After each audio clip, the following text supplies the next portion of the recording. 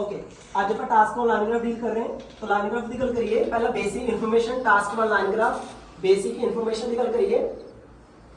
तो ਤੁਹਾਨੂੰ ਪਤਾ ਹੋਣਾ ਚਾਹੀਦਾ ਅਗਰ ਲਾਈਨ ਹੌਲੀ ਹੌਲੀ ਵਧੇ ਇਹਨੂੰ ਕਹਿੰਦੇ ਇਨਕਰੀਜ਼ਡ ਗ੍ਰੈਜੂਅਲੀ ਕਿਆ ਕਹਿੰਦੇ ਆਪਾਂ ਇਹਨੂੰ ਇਨਕਰੀਜ਼ਡ ਗ੍ਰੈਜੂਅਲੀ ਅਗਰ ਲਾਈਨ ਹੌਲੀ ਹੌਲੀ ਵਧੇ ਇਨਕਰੀਜ਼ਡ ਗ੍ਰੈਜੂਅਲੀ ਲਾਈਨ ਤੇਜ਼ੀ ਨਾਲ ਵਧੇ ਇਨਕਰੀਜ਼ਡ ਸ਼ਾਰਪਲੀ ਲਾਈਨ ਚੇਂਜ ਨਾ ਹੋਵੇ ਡਿਡ ਨਾਟ ਚੇਂਜ ਲਾਈਨ ਤੇਜ਼ੀ ਨਾਲ ਘਟੇ ਡ੍ਰੌਪ ਸ਼ਾਰਪਲੀ लाइन बढ़े घटे फ्लक्चुएशंस ध्यान देखो टास्क पर लाइन ग्राफ की गल करिए तो पहला बेसिक इंफॉर्मेशन की गल करिए लाइन हौली हौली बढ़े इनक्रीज ग्रेजुअली लाइन तेजी ना बढ़े इनक्रीज शार्पली लाइन चेंज ना हो डिड नॉट चेंज लाइन तेजी ना घटे ड्रॉप शार्पली लाइन बढ़े घटे फ्लक्चुएशन ਹੁਣ ਇਹਨੂੰ ਪਾਸਟ ਵਿੱਚ ਕਿਉਂ ਲਿਖ ਰਹੇ ਹਾਂ ਕਿਉਂਕਿ ਮੈਂ ਤੁਹਾਨੂੰ ਦੱਸਿਆ ਸੀਗਾ ਕਿ 90% ਜਿਹੜੇ ਟਾਸਕ ਹੋਣ ਕੱਚ ਹੁੰਦੇ ਪਾਸਟ ਵਿੱਚ ਇਸ ਲਈ ਮੈਂ ਇਹਨੂੰ ਕੱਚ ਲਿਖ ਰਿਹਾ ਪਾਸਟ ਇੰਡੈਫਿਨਿਟ ਵਿੱਚ ਹੁਣ ਸਮਝੋ ਪਹਿਲਾਂ लाइन हौली हौली बढ़े इंक्रीज ग्रेजुअली लाइन तेजी ना बढ़े इंक्रीज शार्पली लाइन चेंज ना हो डिड नॉट चेंज लाइन तेजी ना घटे ड्रॉप शार्पली मान लो तुहानू प्राइस शुगर दिता है प्राइस शुगर है कितना ये है 1990 1991 1992 1993 1994 एंड प्राइस शुगर है कितना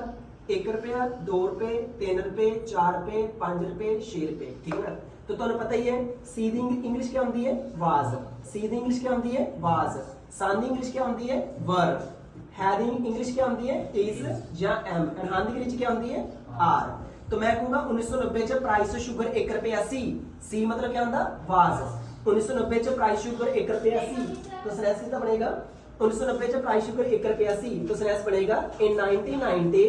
the price of sugar was 1 रुपया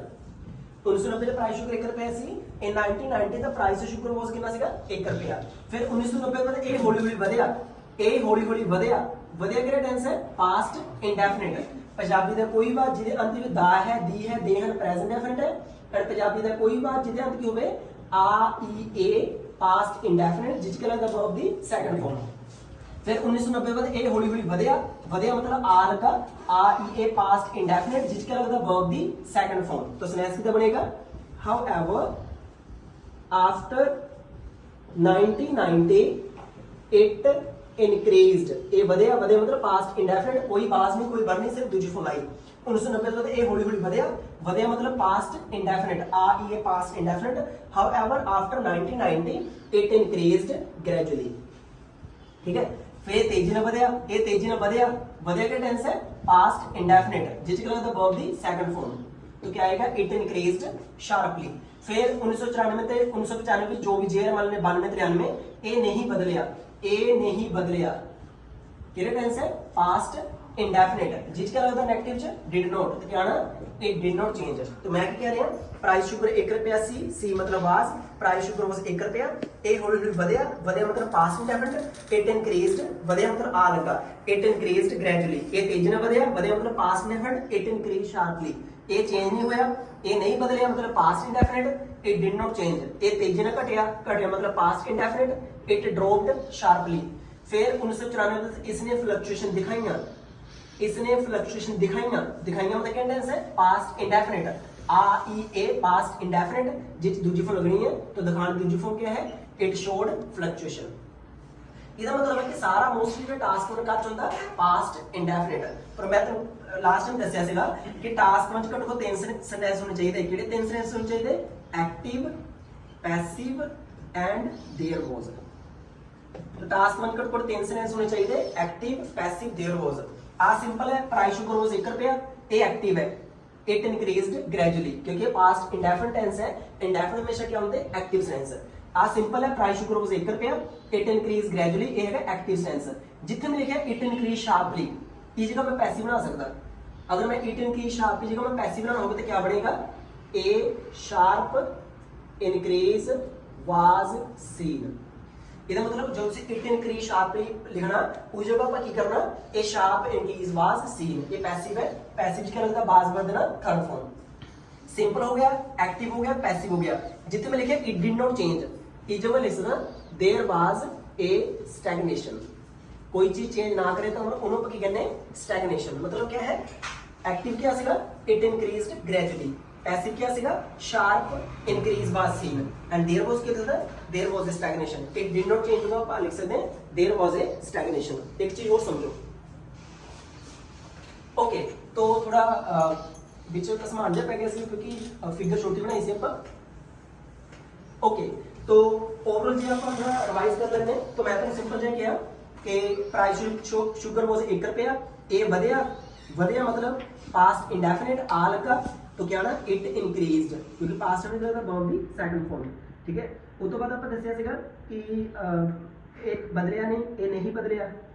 मतलब पास्ट इंडेफिनिट आ लगा तो पास्ट नेगेटिव क्या लगदा इट डिड नॉट चेंज फिर तेजी ने घटिया इट ड्रॉप शार्पली मतलब आ ई ए केड़ा टेंस है पास्ट इंडेफिनिट ठीक है ना। ए ਵਧਿਆ मतलब पास्ट इंडेफिनिट से दूसरी फॉर्म लानी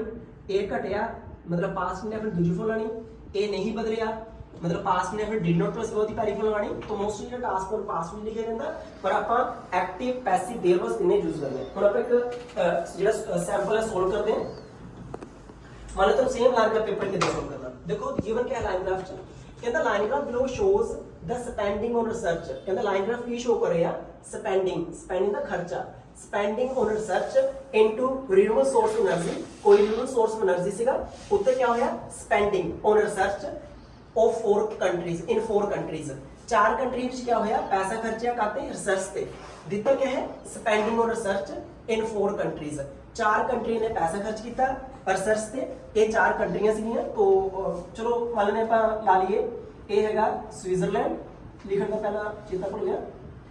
मान लो स्विट्जरलैंड ਇਹ स्पेन ਲਾ ਲਓ ਇਹ डेनमार्क ਲਾ ਲਓ एंड ਇਹ यूके ला लो ठीक है आ कौन है यूके ਜੇ ਇਦਾਂ ਕਰੋ ਆ ਵਾਲੀ ਨੂੰ यूके ਰੱਖੋ आ यूके एंड ਇਹਨੂੰ ਰੱਖ ਲਓ Denmark this one UK and this is क्या है Denmark no this is UK आज हम यूके रख दें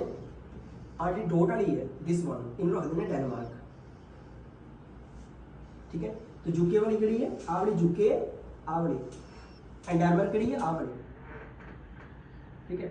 ਹੁਣ ਦਿੱਤਾ क्या है 4 कंट्री ने की ਕੀਤਾ ਰਿਸਰਚ ਤੇ ਪੈਸਾ ਸਪੈਂਡ ਕੀਤਾ ਕਿਹੜੀ ਕੰਟਰੀ ਨੇ ਕਿੰਨੇ ਡਾਲਰ ਜਿਹੜੇ ਖਰਚੇ ਆ तो स्पेंडिंग और रिसर्च इन 4 कंट्रीज 4 कंट्री ਵਿੱਚ ਖਰਚਾ ਹੋਇਆ ਰਿਸਰਚ ਤੇ ਸਭ ਤੋਂ ਪਹਿਲੇ ਇੰਟਰੋ ਮਤਲਬ ਕੀ ਹੁੰਦਾ ਸ਼ਬਦਾਂ ਨੂੰ ਚੇਂਜ ਕਰਨਾ ਇੰਟਰੋ ਮਤਲਬ ਹੁੰਦਾ ਜੋ ਸਟੇਟਮੈਂਟ ਹੈ ਉਹਨੂੰ ਦੁਬਾਰਾ ਲਿਖਣਾ ਆਪਣੇ ਸ਼ਬਦਾਂ 'ਚ ਮਤਲਬ ਸਿਨੋਨਿਮ ਯੂਜ਼ ਕਰਨੇ ਜੇ ਮੈਂ ਇੰਟਰੋ ਲਿਖਣੀ ਕਿੱਦਾਂ ਲਿਖੂੰਗਾ ਦੀ ਲਾਈਨ ਗ੍ਰਾਫ ਇਲਸਟ੍ਰੇਟਸ ਦੱਸਦਾ ਹੈ ਕੀ ਦੱਸਦਾ ਹੈ और लिखा शोज मैं लिखता इलस्ट्रेट्स क्योंकि इंट्रो मतलब ਹੁੰਦਾ जो स्टेटमेंट है ਉਹਨੂੰ ਦੁਬਾਰਾ ਲਿਖਣਾ ਆਪਣੇ ਸ਼ਬਦਾਂ 'ਚ अपनी लैंग्वेज सिनोनिम यूज करके so the line graph illustrates the उन्होंने क्या स्पेंडिंग तो मैं लिखता the line graph illustrates the spending patterns ठीक है ना। तो पैटर्न होता है कितना कोई पैसा खर्चा गया अगर स्पेंडिंग का तुम सिनोनिम यूज करना हो एक्सपेंडिचर तुम यूज कर सकते क्योंकि इंट्रो में होता है सिनोनिम यूज करना है सो line graph illustrate the spending patterns of 4 countries ठीक है ना। तो लाइन ग्राफ की दस रहा इंट्रो मतलब क्या होता है शब्द चेंज करना so line graph illustrates the spending patterns of 4 countries चार दे नाम लिख सकते तुसी Switzerland comma Spain comma UK and Denmark ठीक है। On spending pattern of 4 countries on research spending हुई करते हैं रिसर्च से अबाउट रिसर्च है कहते बारे about renewable source of energy renewable sources of energy over 1975 लेके 2000 कितने साल बन गए 25 ईयर over 25 years over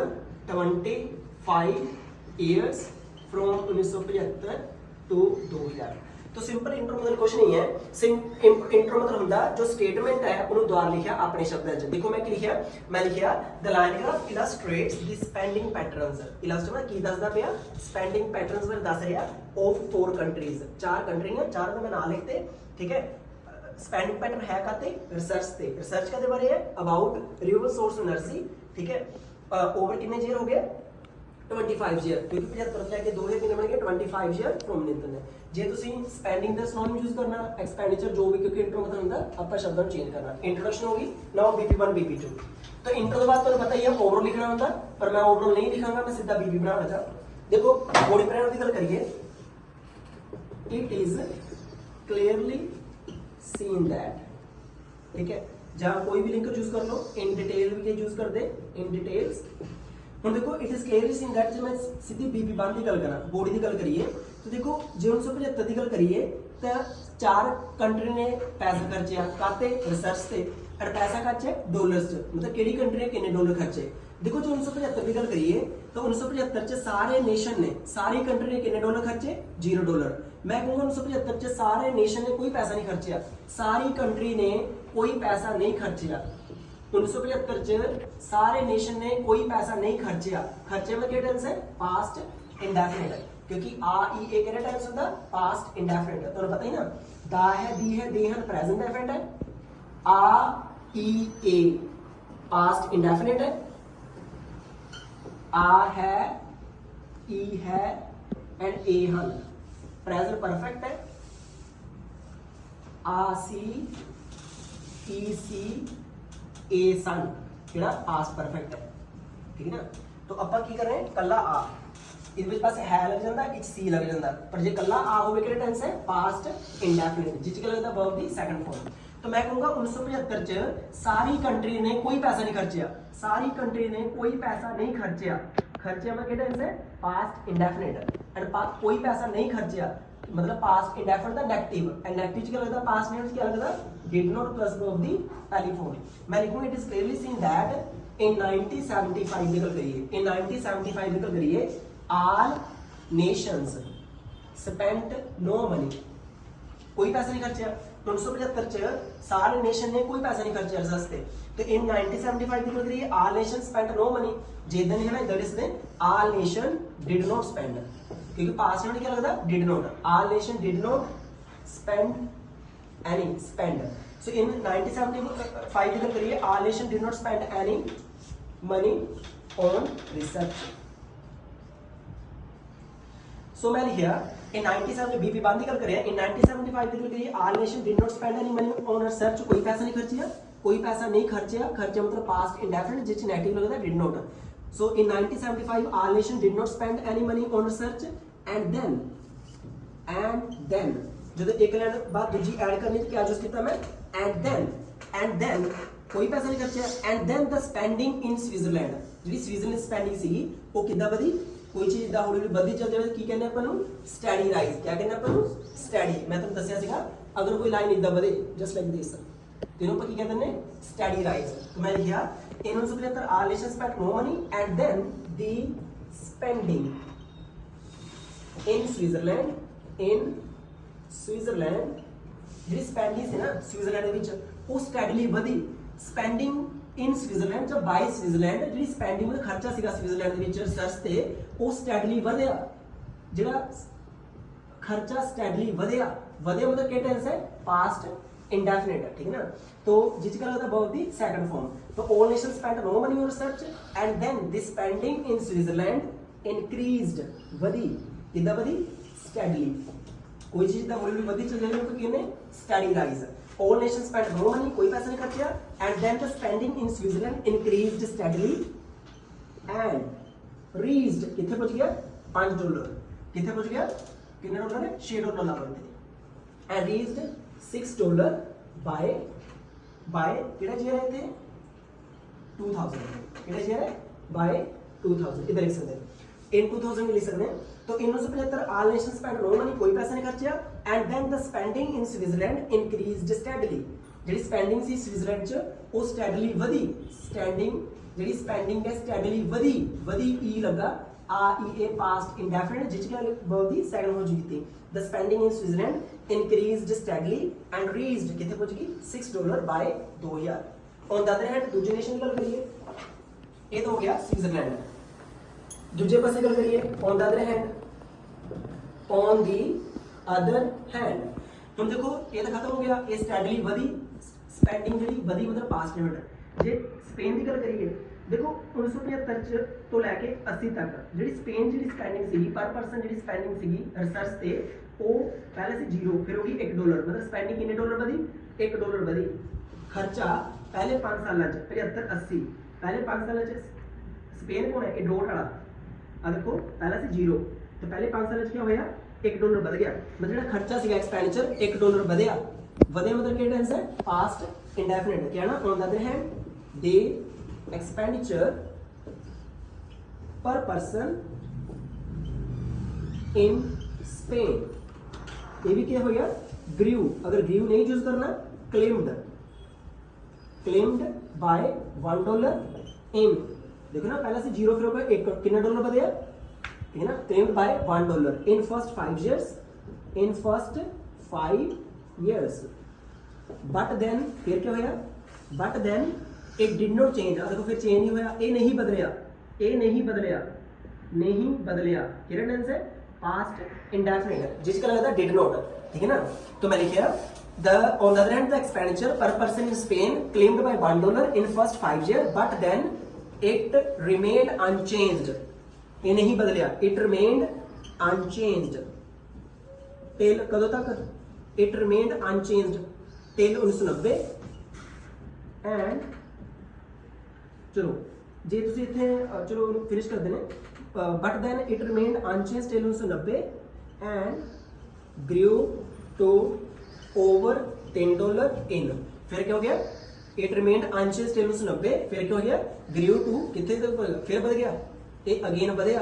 बढ़िया मतलब पास्ट इंडेफिनिट, तो बदन की दूसरी फॉर्म क्या है? ग्रू। इट ग्रू टू ओवर कितना हो गया? $10, फिर कितने चल गया? $10 तो ऊपर चल गया। ठीक है ना, ਤੇ ਜੇ ਆਪਾਂ ਰਹਿ ਕੋਣ ਗਿਆ ਸਿਰਫ ਯੂਕੇ ਤੇ ਡੈਨਮਾਰਕ। ਜੇ ਯੂਕੇ ਤੇ ਡੈਨਮਾਰਕ ਦੀ ਗੱਲ ਕਰੀਏ, ਜਿਹੜੀ ਸਪੈਂਡਿੰਗ ਸੀਗੀ ਯੂਕੇ ਤੇ ਡੈਨਮਾਰਕ ਦੇ ਵਿੱਚ ਕੀ ਹੋਇਆ? ਜਿਹੜੀ ਖਰਚਾ ਸੀ ਯੂਕੇ ਤੇ ਡੈਨਮਾਰਕ ਵਿੱਚ ਉਹ ਫਲਕਚੁਏਟ ਹੋਇਆ। ਦੇਖੋ 1975 ਲੈ ਕੇ 2000 ਤੱਕ ਜਿਹੜਾ ਖਰਚਾ ਸੀਗਾ ਉਹ ਫਲਕਚੁਏਟ ਹੋਇਆ। ਕੱਚ ਹੋਇਆ ਫਲਕਚੁਏਟ ਕਿੱਥੇ ਹੋਇਆ? $0 ਤੇ $1 ਵਿੱਚ। ਆ ਦੇਖੋ ਨਾ $1 ਥੱਲੇ ਰਿਹਾ, ਮਤਲਬ ਇਦਾਂ ਲਿਖ ਸਕਦੇ ਹਾਂ, noticeably the spending in Denmark and UK fluctuated. जी स्पेंडिंग सी ना डेनमार्क स्पेंडिंग का सिनोनिम यूज करना तुसी, noticeably the spending in Denmark and UK fluctuated, मतलब जी स्पेंडिंग है वो फ्लक्चुएट हुई मतलब पास्ट इंडेफिनिट दूजी फॉर्म लाई। The spending in the Denmark and UK fluctuated at around $1। ठीक है, for the entire period, for the entire period जो भी टाइम है। आ देखो ना, आ देखो जी डेनमार्क ते जी यूके जी स्पेंडिंग हुई वो फ्लक्चुएट हुई काते, मतलब कि हुई आ $1 थले गया। देखो दोनों में क्या है? फ्लक्चुएट हुई कच एट अराउंड $1। ठीक है ना, जे तुसीं इदां लेना इदां भी लिख सकदे कि देखो ना जी डेनमार्क दी यूके, देखो जी यूके दी स्पेंडिंग लीस्ट आ। देखो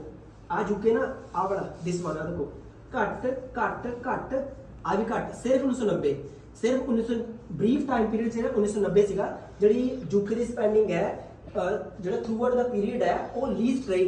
एक्सैप्ट कदों? सिर्फ 1990 छड़ के जो जरा इनू ओवरटेक ओवरटेक करता डेनमार्क की स्पेंडिंग ओवरटेक करता। ठीक है ना, देखो ना आ देखो यूके आ तो घट थले रही है, बिल्कुल थले रही, सिर्फ इन्ने टाइम पीरियड के विचाले जो ये रोज हुई सी या फिर इन जी है डेनमार्क को पिछे छड्डता सीगा। तो मेन जो मैं दसिया कि जो सेंटेंस बनने सीगे, तुसीं कहोगे कि जो